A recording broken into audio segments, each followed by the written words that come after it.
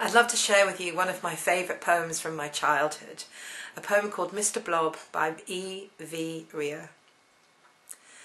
My heart went out to Mr Blob the moment that we met, and the manner of his coming is a thing I shan't forget. It fell upon a Sunday in the merry month of June, between a rainy morning and a rainy afternoon. He didn't use the window, and he didn't use the door. He didn't take his hat off, and he never touched the floor. He didn't look as if he'd grown like us. He just began, and stood before us there, a simple English gentleman.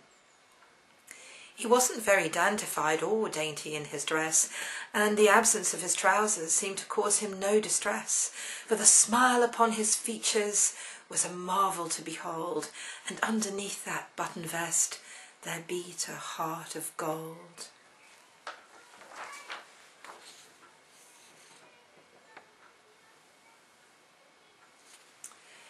He wasn't long among us, all too little had been said, when a heavy hand descended on his inoffensive head, and a voice delivered judgment.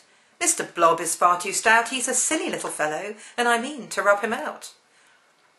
He didn't seem offended, but I think he must have heard, for he rose up from the paper and he went without a word. His boots and buttons only lingered on a little while, and the last of him to vanish was the vestige of a smile. Oh, Mr Blob, the world would be a very pleasant place if everyone resembled you in figure and in face.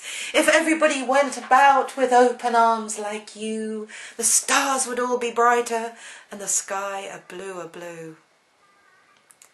My heart went out to Mr Blob the moment that we met, and the sorrow of his going is a thing that haunts me yet.